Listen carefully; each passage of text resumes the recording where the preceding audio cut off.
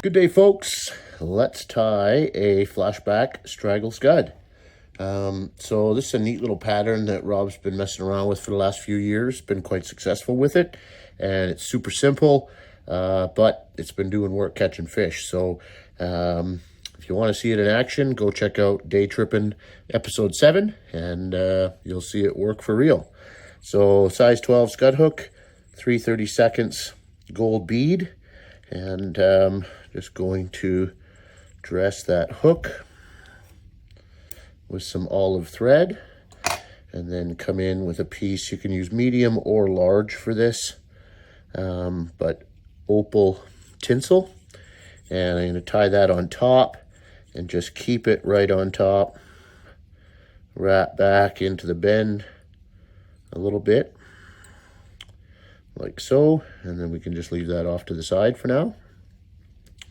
Then I'm going to grab a piece of 5mm UV straggle and just capture that in right at the back there, and then I can take my thread forward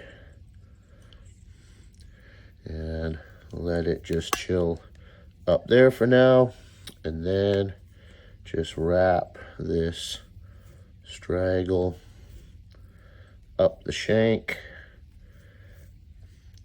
Now I'll do a couple overlapping wraps here in the center just to build that up a little bit, but it's not important because the shape of this scud hook is going to give you the profile that you're looking for. So once we get up to the bead, we'll just tie that off and trim out the excess.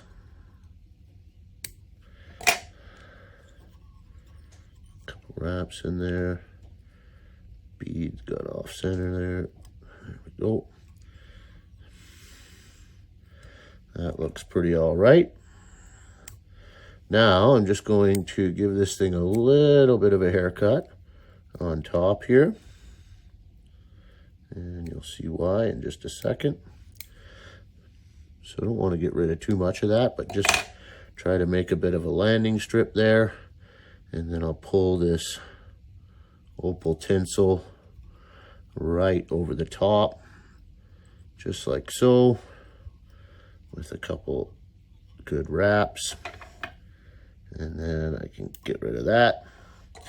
Now, same idea with most flies. If you want to glue your wraps, rather than try to get some glue down in there, just go ahead and put it on your thread right now.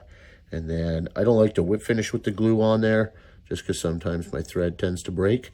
But just put the glue on, throw a couple wraps in, and then whip finish on top, and that fly is not going anywhere.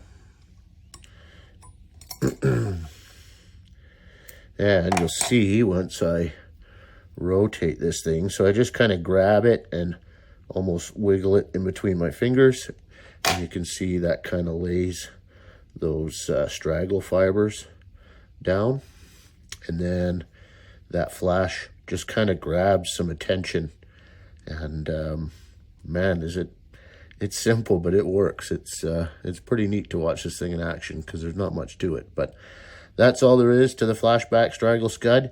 Twist them up, fish them on a naked line, fish them under a bobber. Lots of different ways to fish a scud, but there you have it. Give us a thumbs up if you liked it. Subscribe if you haven't.